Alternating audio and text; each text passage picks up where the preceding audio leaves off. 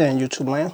This is Morrisman, and as always, I thank you guys for coming to my channel and ongoing subscriptions and comments. I really appreciate it. I'm going to do another My Favorites, and this one's going to be my favorite guitar players.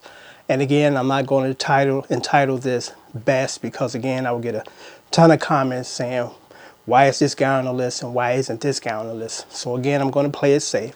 And again, give you my personal, some of my favorite guitar players. And first on the list is, no surprise, Nile Rodgers.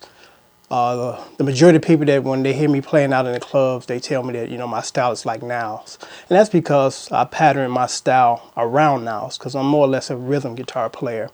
And I do feel that I have a pretty good right hand like Nile Rodgers, because when I was a kid, I studied him tremendously. And he's just a phenomenal rhythm guitar player. And what a lot of people don't realize is he's also equally a very good lead guitar player. There was a song, and I actually did a cover on it, but I didn't do the solo because I couldn't go there. So I stuck to the rhythm, playing it safe. But there's a song that he composed with Chic back in the 70s called Savoir Faire. And literally, he's just soloing through the entire record. I mean, it's a beautiful song. When you get a chance, check it out. Number 2 on my list is, and he actually was on my favorite bass players list as well, it's Ray Parker Jr. Ray Parker Jr. is definitely one underrated guitar player. What I love about Ray Parker Jr. playing style is he can play various different styles equally well.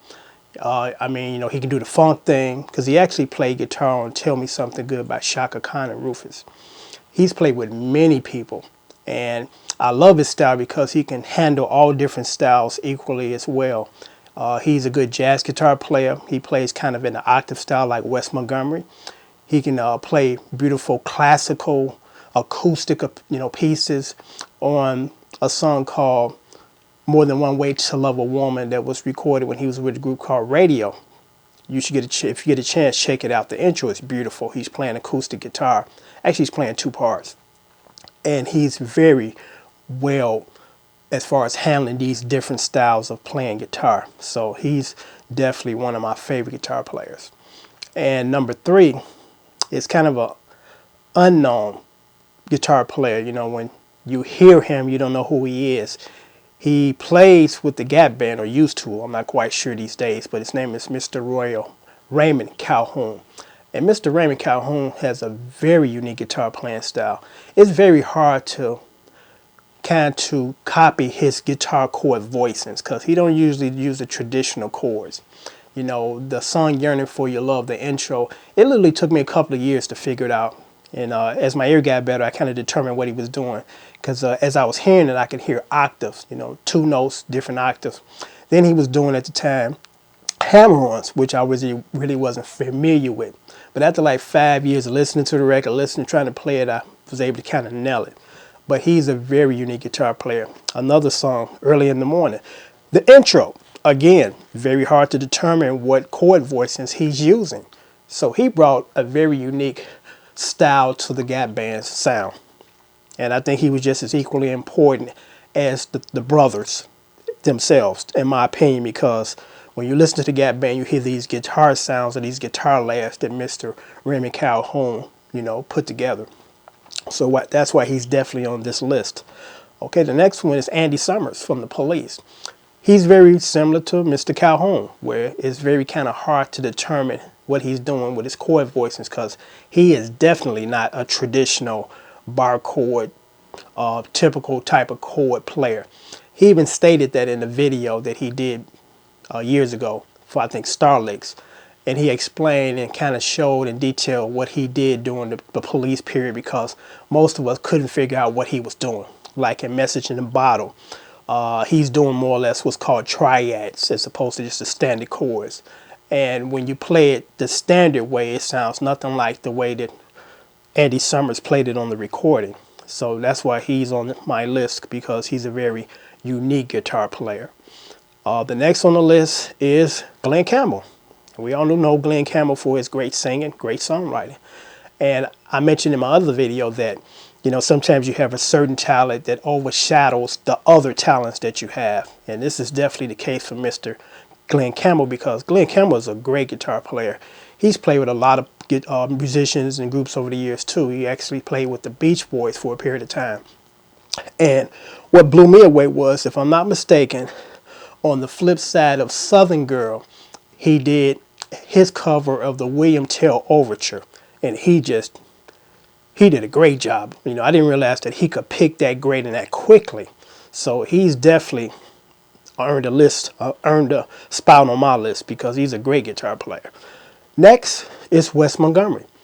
Wes Montgomery was really popular he popularized the octave style of playing, because that's like true jazz when you play those types of chords.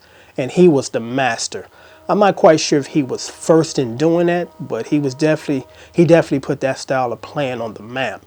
And what's interesting about Wes Montgomery is he couldn't read music. So he was just a naturally gifted guitar player. So moving along on the next on the list is Eddie Van Halen.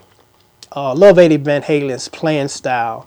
Very unique, very great guitar player, and a very great songwriter. And I think that Van Halen didn't get a lot of due when it came to their productions and writing, because they wrote still write very great songs. But Eddie Van Halen is, he's a monster on that guitar. Everybody wanted to emulate him back in the day. Okay, moving along is another very obscure player, and his great singing ability overshadowed his guitar playing. And his name is Emmanuel Rahim Leblanc. He came from a group called GQ back in the late 70s during the disco era. They had a hit with the remake of I Do Love You, Sitting in the Park, and just to name a few.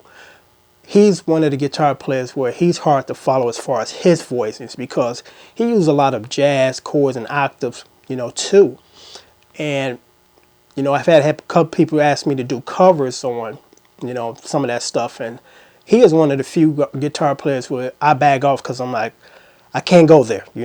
He's a very unique guitar player, because I did do a cover Sitting in the Park, but after I analyzed my chord voicings, really didn't come close to the record, and I tried to be as close as possible. So I kind of backed off that, but had to give him his due, because he's a very good guitar player that just really never got his due. Next on the list is, of course, Jimi Hendrix. I mean, what can I say about Jimi? Jimi was an innovator. Jimi was a phenomenal player. When we think of him, we think of the screaming guitar solos that were just magnificent, but actually Jimi was a good rhythm guitar player too, when he played acoustic guitar as well, very well. And another interesting information or tad bit about Jimi Hendrix was he couldn't read music either. So again, he was just another naturally gifted born guitar player, and he was just phenomenal. And last on the list, and actually this is not one person, it's actually two. The guitar players from the Gin Blossoms. Now, unfortunately, I don't know their names, because they've had some personnel changes throughout the years, so I'm not quite sure who was actually playing on these recordings. But didn't get a chance to do the research to look on the information to figure that out. But the reason why I'm putting them on the list, the two guitar players, because out of all the bands that I've heard throughout the years that had more than one guitar player, or at least two, these two guys mosh pretty well as far as their arrangements of their guitars. They kind of just woven together. They never clashed, and every part that they wrote, it just kind of fits together. Because one of my favorite songs is Found Out About You. I actually did a cover, and there's two guitars going, and they're complementing each other. And just about from every song, from track to track, because another one, Hey Jealousy, they do the same thing where their guitar parts just kind of mosh together so well.